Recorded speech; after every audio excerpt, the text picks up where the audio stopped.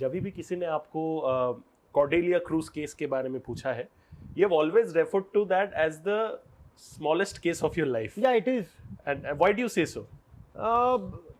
Because वो तो media ने उसको बड़ा उछाल दिया. That was because Aryan Khan and all were involved. I don't know this, पर I mean ये तो पब्लिक के लिए, बट हमारे लिए लॉ के लिए एक सिर्फ एक ऑफेंस होता है और आपकी किताबें होती हैं, and you have the procedures to follow, only that's it. बाकी का we don't look at the faces, at least I don't look at the faces basically.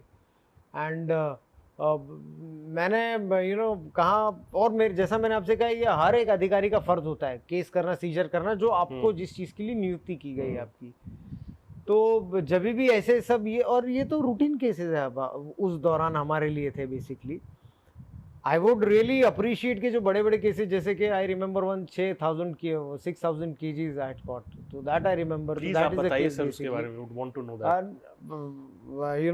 When I was posted in the Directorate of Revenue Intelligence, Mumbai, as Joint Commissioner here, so during that point of time there was a very big seizure of marijuana happened, which was 6,000 kgs.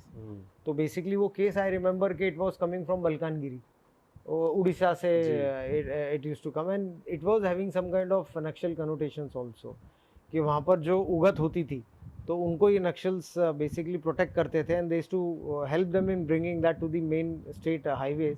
And after that वहाँ से फिर escort होके to come to Maharashtra, Nagpur, and from Nagpur sometimes it used to go to Pune, then Mumbai, then Nashik and other places for distribution. So that case I remember it was a very good case, अच्छा concealment वगैरह किया था.